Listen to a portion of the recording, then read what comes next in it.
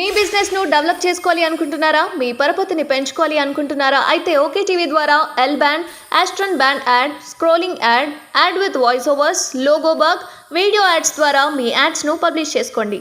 సంప్రదించవలసిన phone number 8520917933.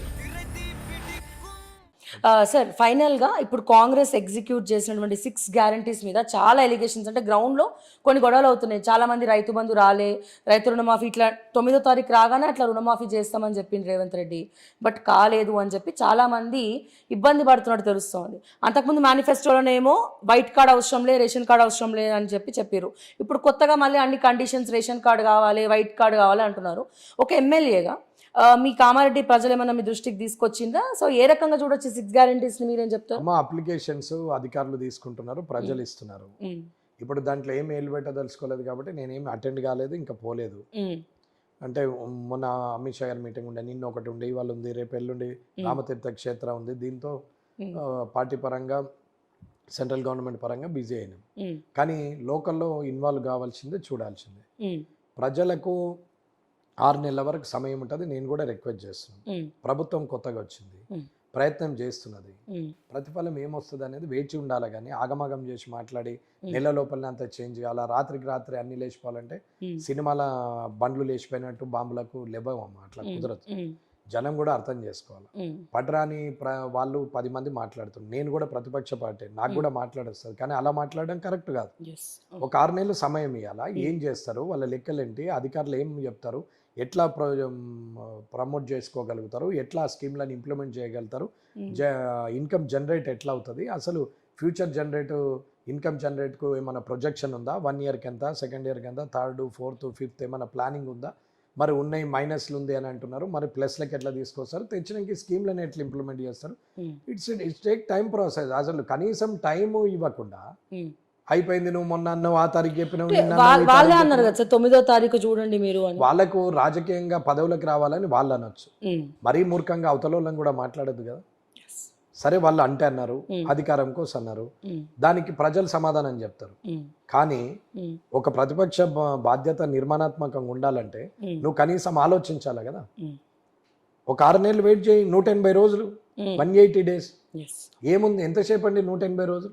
Already 25 రోజులు అయిపోయింది, ఇంకొక 140 రోజులు. ఏం పోయేది ఉన్నది, ఒక అంత ఆగేది పరిగెత్తేది. 155 రోజులు ఓపికలేదా? తర్వాత రాదు, ఆటోమేటిక్గా పబ్లికే రెవల్యూట్ అవుతారు కదా. చూద్దాం, లెట్ us see. కానీ పరిగెత్తించి అప్పుడప్పుడే మాట్లాడి నోటికి వచ్చిన దుర్సు మాటలు మాట్లాడితే ఇవాళ మాట్లాడతాం, ప్రజలు రియాక్ట్ అవుతారు. రేపు ఎల్లుండి అవతల ఎల్లుండి స్లోగా షట్ డౌన్ అవుతారు కదా. జనంలో అలవాటవే అది కాదు పోదురా అనే కాడికి మనమే తెస్తాం. అప్పుడు లాస్ట్గా 6 నెలల లోపల సపరదా కూరుకుంటారు.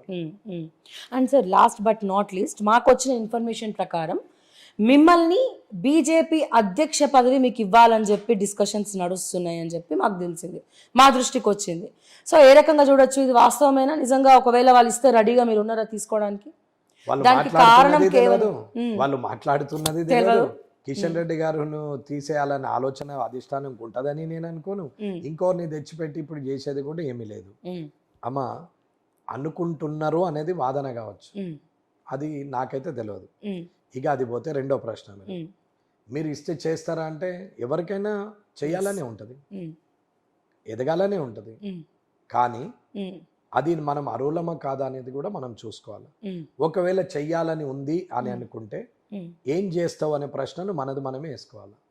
సరే, అధ్యక్ష పదవి ఇస్తే ఏం చేస్తాము, ఎట్లా చేస్తాము అనేది నాది నేను వేసుకొని దానికి ఒక సొల్యూషను లెక్క అంతే వేసుకొని అవుతుందా కాదా అనేది కూడా ఆలోచించుకోవాలి. ఒకవేళ ఇచ్చినా ఏం సాధించాలనేది కూడా ఒక టాస్క్ పెట్టుకోవాలి.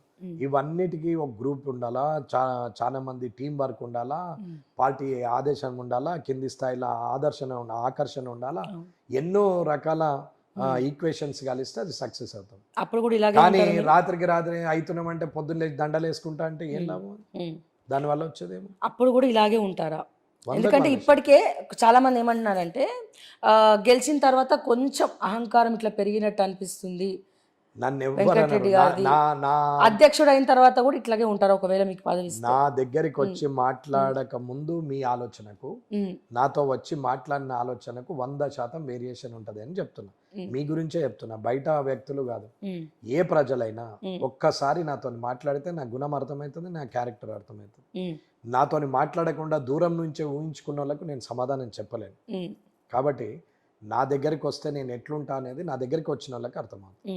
లేదా నేను వెళ్ళినప్పుడు నాతోని మాట్లాడిన వాళ్ళు నా దగ్గరికి రావాలని కాదు, నేను ఊర్లలోకి వెళ్ళినప్పుడు నాతోని మాట్లాడిన వాళ్ళకి అర్థమవుతుంది. అంటే నాతో ఒక్కసారి మాట్లాడితే నన్ను జీవిత కాలంలో నన్ను విమర్శించరు. నేను అంత ట్రాన్స్పరెంట్ గా కనిపిస్తాను. అంటే నేను ఏమన్నా ఇప్పటి వరకు విమర్శించారు, ఇన్ ఫ్యూచర్ గురించి నేను మాట్లాడుతున్నాను. ఎప్పుడు విమర్శించరు. వెంకటరమణారెడ్డి అనే పేరు మారదు కదా, ఆ పక్కన ఉన్న ఏదైనా మారచ్చు. కానీ వెంకటరమణారెడ్డి పేరు అయితే అదే ఉంటది కదా, సర్నేమ్ ఇదే ఉంటది కదా. మరి ఇంకా క్యారెక్టర్ ఎందుకు మారుతుంది? మారాలనుకున్నప్పుడు నేను ఎప్పుడు కూడా వెనక్కి చూసుకొని మాట్లాడతాను. వెనక్కి చూసుకున్నవాడికి ఇప్పటిదాకా ప్రయాణం ఎట్లా చేసినాం అనేది జ్ఞాపకం ఉంటుంది.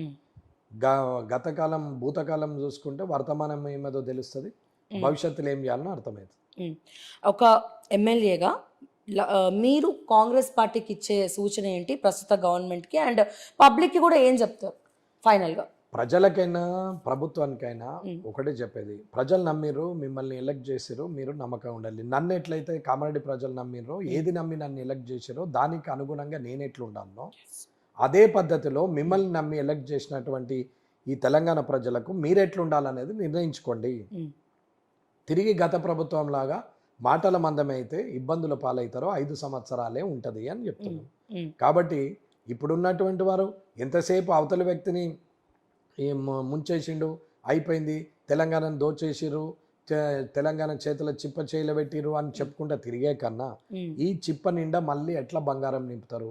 బంగారు తెలంగాణని చేస్తారా, లేకపోతే వజ్ర తెలంగాణని చేస్తారా, లేదు నిజంగానే అందరికీ అన్నపూర్ణ తెలంగాణని చేస్తారా అని చూడండి. అంతే. అవతలను తిట్టడము చెప్పు, తప్పు చేసిరని చెప్పు, ఎట్ ద సేమ్ టైం తప్పు ఎలా జరిగిందో చెప్పు, at the same time parallel గా రేపు ఏం చేస్తామో చెప్పు. ఎవరమైనా సరే, షబ్బీర్ అలీ గారు పని చేయలేరు, మంత్రిగా ఉండే అంటాం, చేసిన పనులు చెప్పాలా, ఆయన చేసిన తప్పులు కూడా చెప్పాలా. గంప గోవర్ధన్ గారు 20 సంవత్సరాలుగా ఎమ్మెల్యే ఉన్నారు, ఏమి చేయలేదు అని అంటారు, ఆయన చేసినవి కూడా ఉన్నాయి. ఇవి చేసిండ్రు అని చెప్పాలా, ఇవి చేయగలిగి చేయలేకపోయావు అని చెప్పాలా. ఎట్ ద సేమ్ టైం నేను ఈ టైంలో ఇవి చేస్తాను నేను కూడా చెప్పుకోవాలి, అవి ప్రూవ్ చేయాలి. అట్లా ఉండాలి కన్స్ట్రక్టివ్. కానీ ఎంతసేపు ఎదుటి తిట్టుకుంటా బతుకుతా అంటే ఎన్నేళ్ళు బతుతారమ్మా? 5 ఏళ్ళు బతు, అదృష్టం మంచుకుంటే ఇంకో 5 ఏళ్ళు బతు, కానీ లాంగ్ రన్ అయితే ఉండలేవు కదా. మీ బిజినెస్ ను డెవలప్ చేసుకోవాలి అనుకుంటున్నారా? మీ పరపతిని పెంచుకోవాలి అనుకుంటున్నారా? అయితే ఓకే టీవీ ద్వారా L band, Aston band ad, scrolling ad, ad with voice overs, logo bug, video ads ద్వారా మీ యాడ్స్ ను పబ్లిష్ చేసుకోండి. సంప్రదించవలసిన ఫోన్ నెంబర్ 8520917933.